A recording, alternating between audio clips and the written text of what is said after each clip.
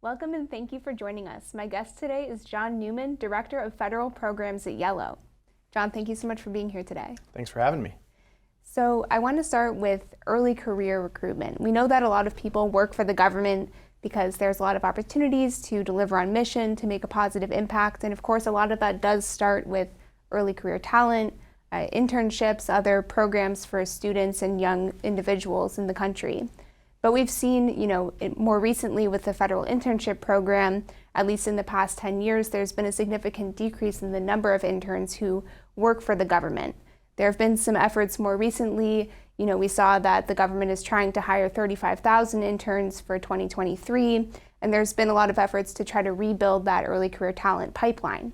So from your view, what actions can agencies take to further strengthen long-term workforce planning efforts and trying to keep those interns in public service after they come in the door? And also, how can agencies use technology to incorporate internships, fellowships, apprenticeships, that sort of thing, as part of that long-term succession planning? Yeah, I think it's a really good question. There's a lot to sort of dissect here, and I think one common theme that you'll hear and we tend to see over and over is that organizations must be proactive in their approach to recruiting and hiring. That can mean a lot of different things, right? You have to focus on getting your name out there. You have to set yourself up as an employer of choice when you're engaging with candidates. And regardless of whether it's to hire interns or hire people with executives and senior roles, you have to continue to set yourself up in that way. And I think one of the best ways or the easiest ways, I should say, for agencies to do that is to leverage technology, right? The technology's there. We're not reinventing, or you're not starting something from scratch here. This has been done in the private sector for many, many years, and leveraging a technology like a Yellow and or plenty of other technologies out there, in order to be proactive, you have to think about building out that talent pipeline for the future, and not the end result of filling the roles necessarily, but how do you build the pipeline to ultimately fill the roles, and how do you engage with that pipeline to convert that pipeline into applicants who are ultimately hired? There's a strategy that goes into it, but it ultimately comes back to being as proactive as you possibly can. Right. Yeah, no, I think that word proactive is really important there. Can you give some examples of maybe the type of technology that can really help agencies be proactive in that space? Yeah, so I think it depends, right? It goes back to the strategy and what are you doing? Do you have the resources in place? If you do, what are you doing? And start at the top of the funnel, if you call it, right? Like, if you're going to fill X amount of roles, you should have a pipeline of 8 to 10 times the amount of candidates in that pipeline in order to fill those roles. Otherwise, you're just taking what's there and filling and putting butts in seats because you have a number to fill. But the more proactive you are and the more you can go out and source and find talent, pipeline that talent, engage with that talent, right? The more effective that entire pipeline and funnel becomes. And I think a couple of methods. One, when we're talking about early career and entry level, right? Obviously, there's a path to partnering with schools and universities, right? It's paramount. That's where the talent is, right? So you have to figure out a way and a strategy to partner with those schools. That doesn't mean spending an enormous budget. That doesn't mean participating in every single event that school has to offer, but there has to be a strategy in place in order to effectively get access to those candidates. One of the challenges with partnering schools is there are so many schools. There are tens of thousands of schools. How do you determine which schools are the best fit for your organizations? And you can put together a strategy and approach there, but think about sourcing in a different manner from a school agnostic approach, right? And one of the technologies that Yellow has to offer is a sourcing database that you can license access to get access to more than 7.5 million candidates that represent more than 7,000 schools. So it's doing more with less and getting access to the same candidates that you would, but again, leveraging technology to ultimately get to the end result of where you need to be. So if you can effectively source and find this talent, get them into a pipeline, drive more engagement to position yourself as an employer of choice, that's ultimately going to help fill those end numbers that you need to be at. And is that those recruitment events, that type of, reach out that you have to do for a lot of this early career talent and those, maybe who are still in college, does that apply to both in-person and virtual events, or how do you kind of manage, handling that or thinking about that when, both of those options exist? Yeah, I think it always really depends in some cases on the climate and what's happening, right? If you think about before the pandemic, in-person events were what everyone did. And that's really Yellow's cornerstone. That's what we've always done. For 15 years, we've helped more than 30% of Fortune 500 organizations really streamline and create a proactive process as it refers to in-person recruitment events, right? And then, the pandemic hits and all of a sudden you're sort of forced into switching into this virtual environment. I think, and what we see and what we hear from a lot of our customers, even in private sector and public sector, is there will always be sort of a mix between in-person and virtual events. And I think it's important to have that as part of your strategy because it's not inexpensive and it's very resource intensive to go out to all these different schools. I mean, you have some larger federal organizations who participate in hundreds and hundreds and hundreds of recruitment events per year. And they have large teams to do that, and they have the bandwidth to do that. But what about the average federal agency who maybe participates in 10, 15, 20 recruitment events a year? And you don't have the resources and the people to go out everywhere. So you have to think about how can you leverage technology to be proactive, to do more with less, and maybe including a virtual strategy is a part of that, right? So you can combine a little bit of both by having virtual info sessions to get your name out there, again, position yourself as an employer of choice, while also still leveraging that traditional piece. One thing that I think is really important to note is in-person events aren't going away. There was a time a few years ago when people thought, virtual is going to be the future. If you ask candidates, and we see results when you're surveying candidates, they expect employers to come onto their campus or expect them to be there physically at an event. And they prefer that, and they engage better with the brand in that case anyway. So I think it's important to stay flexible, but have a strategy, and it all goes back.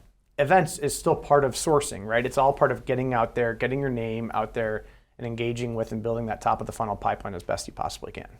Right. No, I think that is really interesting as well because, you hear so often that college students, those really early in their career, focus so much on virtual events or virtual jobs, remote jobs. So I think it's interesting to hear that it's not necessarily the case, or maybe there is some flexibility there, and that in-person aspect is still important for a lot of early career talent as well. Mm-hmm. So something else I kind of wanted to get to here, we talked a little bit about outreach and recruitment and that end of the hiring process. But we know that, once you kind of get into the hiring process itself, beyond just getting those students engaged maybe in or interested in the roles, there's also, the hiring process itself can be quite cumbersome, can be quite lengthy, and it's, becoming more difficult over time.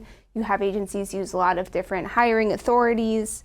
There have been some efforts to streamline the hiring process, but it's certainly not the end of the road here. So, from your perspective, what steps can agencies take to reduce time to hire and maybe, have a better chance of bringing those candidates in the door? It's a good question. And I think there are a lot of ways to answer this. But again, if you look at the entire strategy around recruiting and hiring, we've talked a lot about more of that top of the funnel thus far. And now we're talking about the end results of actually getting the numbers and filling seats. Again, I think one reason why Yellow is very successful and helping more than 50 federal agencies now create that proactive strategy and leverage technology to do, to succeed in the recruiting and hiring realm is you have all kinds of different methods. You have a sourcing database you can license access to. We talked about events. You can manage all of your recruitment events and digitize everything there. You build your pipelines from there. You automate all of your engagement and candidate follow-ups to candidates, again, to position yourself as an employer of choice. And ultimately what you're doing is you're converting not only a higher quantity of talent, but the quality is much better, because if you have 2 seats to fill or 2 roles to fill, rather than just taking the 2 people that have applied, because you've set yourself up for success and because you've become more proactive in that approach, you're now choosing from 10 or 15 or 20 applicants to fill that role rather than just the 2 that were there before. And that's what organizations really need to get away from is, regardless of direct hire authority or not, you have to sometimes slow down before you speed up. And if you can position yourself and get your name out there and get the jobs and the openings out there, and drive more engagement with candidates, that's ultimately what's going to convert the higher quality of candidate, and ultimately prove for success. Yeah, so it sounds like what you're saying is whether it's at the outreach end of things, at the time to hire, or the end result of things, it's all about being proactive, right? And getting your foot in the door, I guess, earlier rather than later, right? Yeah, absolutely. It's important to get your foot in the door early, but it's also really critical to think about the candidate experience and think about, the federal employers are already backed against a wall in a sense that it takes, on average, 100+ days to hire someone in the federal workforce. And some of that's in your control, some of that's out of your control. In the private sector, you're looking at half of that amount. So you're already, and you can't really necessarily compete on salary as much. There are certain perks that you're just kind of backed into a corner, right? But what can you control in that process? And if you think about the candidate experience, you can create more automated touch points in the process. Rather than a candidate applying and not hearing from an employer for weeks on end, create, by way of a workflow, again, part of our technology is like you create these steps in the process that create more of an automated touch point process so that candidates are more engaged with your brand. And that's the actual application process, but even beyond that, or before the application process, again, our data tells us that it takes on average 7 to 10 touch points from an employer to a candidate before they actually consider you as an employer of choice and actually maybe convert to an application. So if you think about that and you think about building out these pipelines to thousands, tens of thousands of people, no one has the bandwidth to reach out to tens of thousands of candidates 7 to 10 times before they actually apply. That's where the technology comes into play. You have to build out content. Think about yourself as a brand and what are your values, your mission, right? And you have to continue to create the strategy and outreach to engage with the candidates to ultimately convert not just the number, but the quality of candidates to ultimately get there.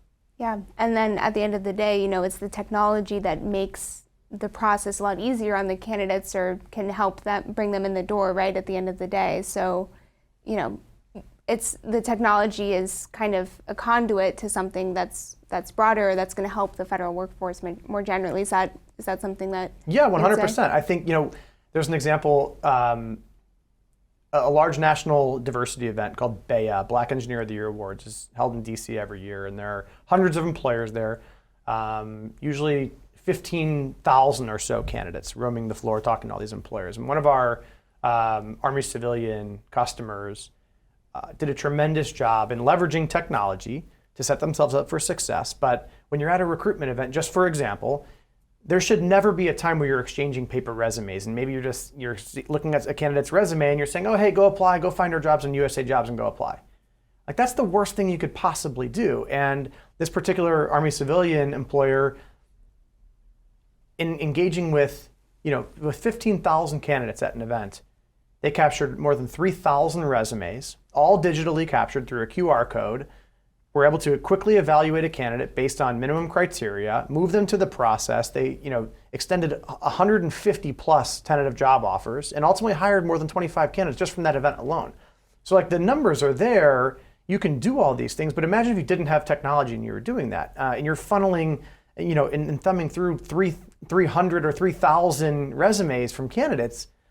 It's next to impossible to do that. You don't have the efficiency and the means to actually effectively manage any of that process. So again, it starts at the top, but they have to enter into the pipeline. You have to get them through. There's a workflow that automates the entire process, and ultimately, that also goes back to the point of the candidate experience as well. And they're thinking about it from their perspective as their first touch and engagement with you as well. Right. No, John, great conversation. We're going to take a quick pause and we'll come back.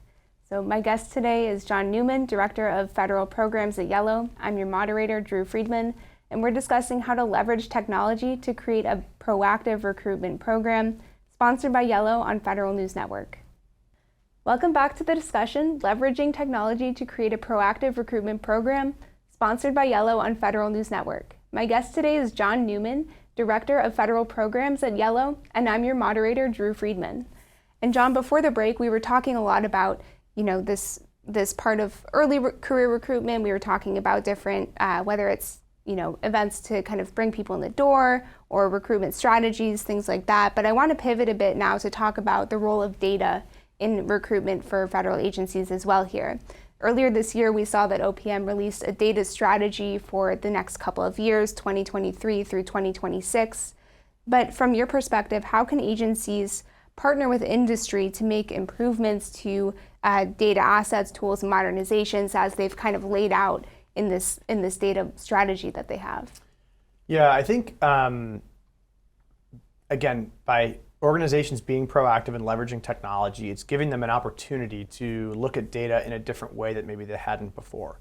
So again, if you bring that back to a recruiting and hiring process, even more specifically looking at a recruitment event, you go out to a recruitment event and you meet hundreds, if not thousands of candidates.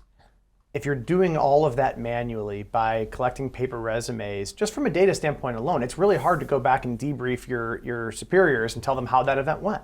How do you understand the return on the investment from that event? How do you understand, of those candidates that you met, how many ultimately applied for a position? How many converted into a hire and they were onboarded?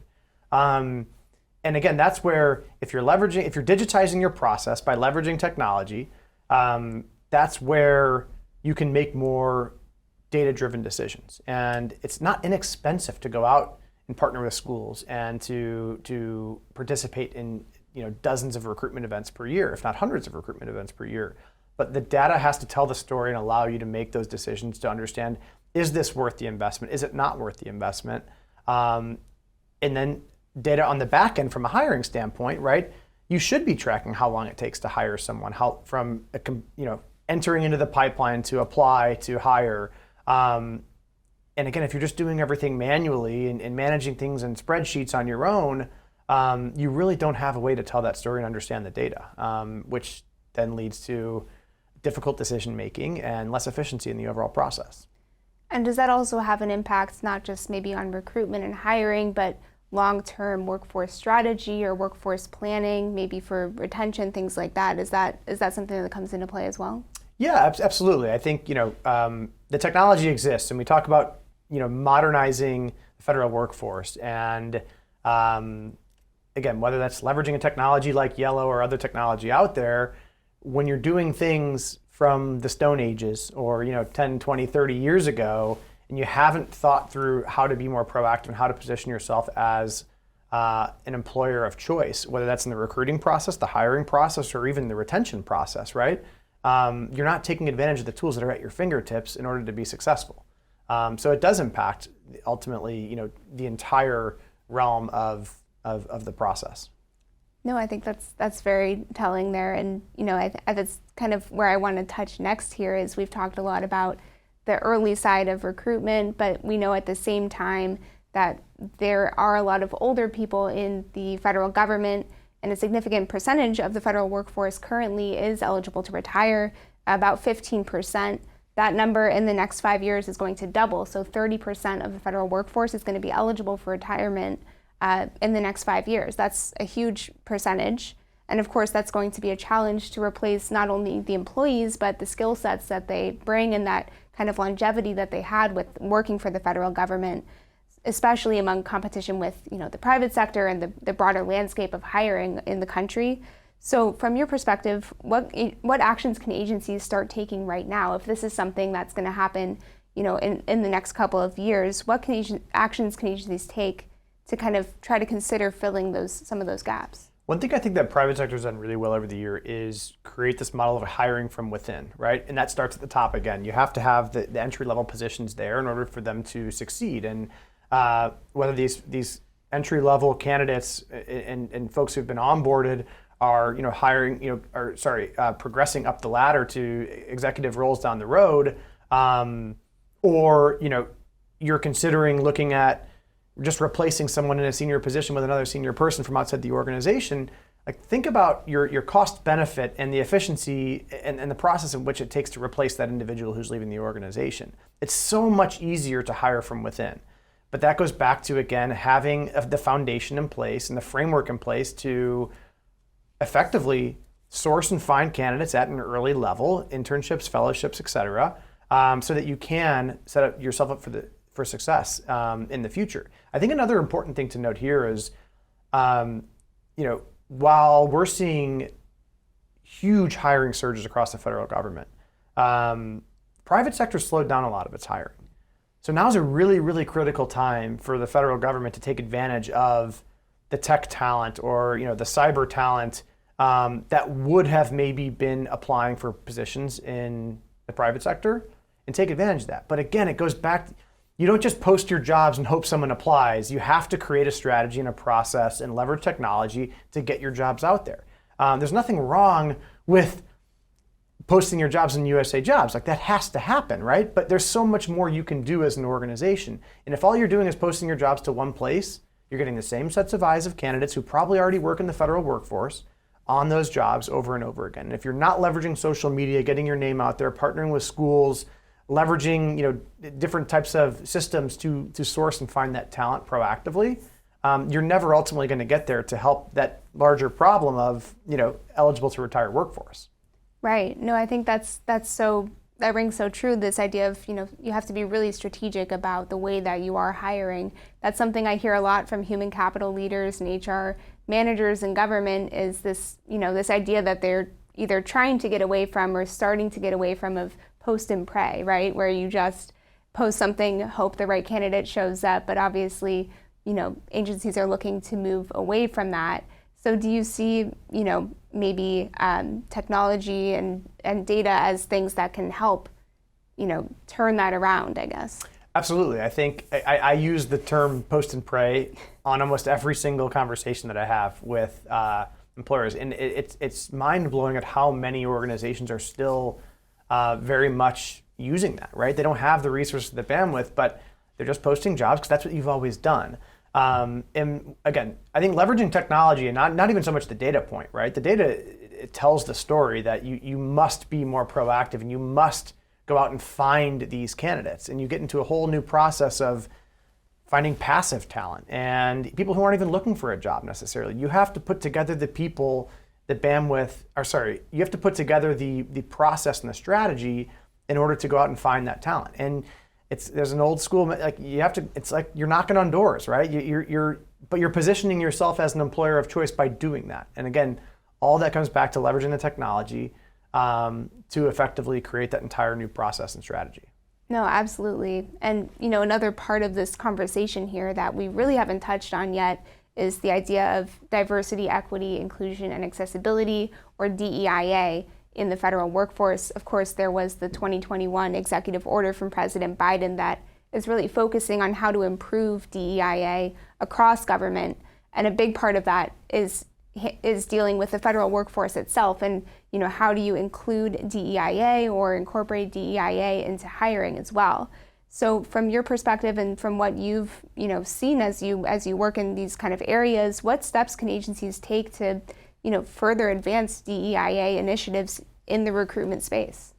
Yeah, I think, again, it's about accessibility and getting access to underrepresented groups, right, to ultimately fill those roles from a DEIA perspective, right? And of course, agencies and even public sector, private sector, you have numbers, you have goals to meet.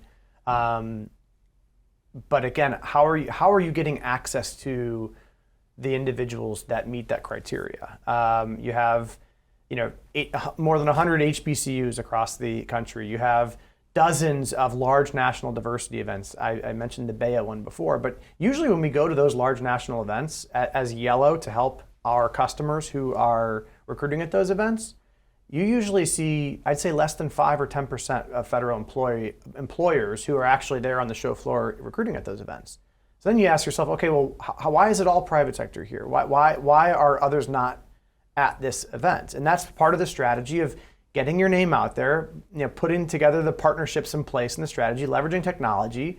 And it goes back to part of leveraging Yellow to successfully recruit and hire from those events and using an event management platform to effectively do that.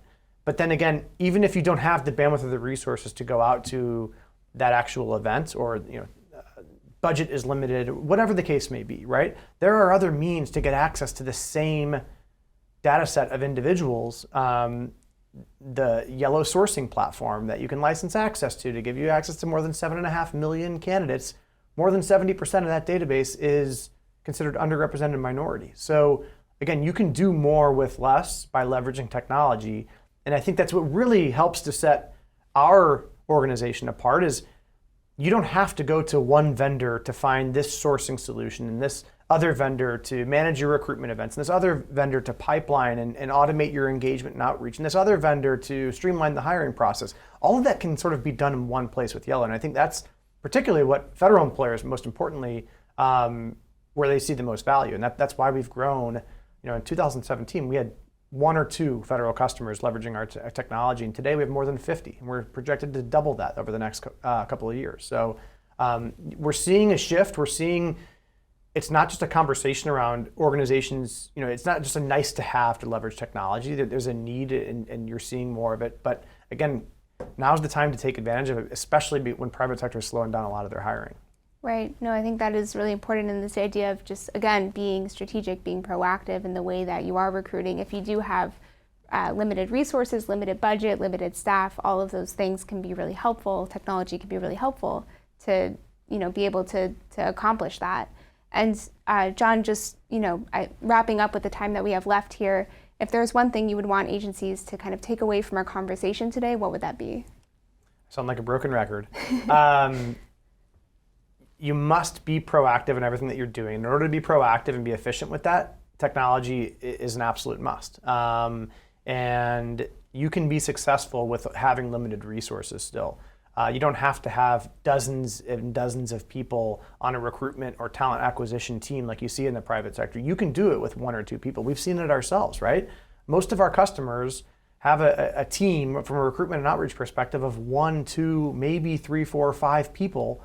But they're leveraging technology to position themselves as an employer of choice, and they're outdoing their federal counterparts from a hiring standpoint, but they're also now competing very much with that private sector, and they're doing it efficiently and thinking about the candidate experience first to ultimately drive more efficient in the entire process from sourcing, recruiting, pipelining, engaging, ultimately into hiring. John Newman, Director of Federal Programs at Yellow, thank you so much for joining me today. Thank you very much for having me. I'm your moderator, Drew Friedman, and you're listening to Federal News Network. For more on this discussion, visit federalnewsnetwork.com and search Yellow.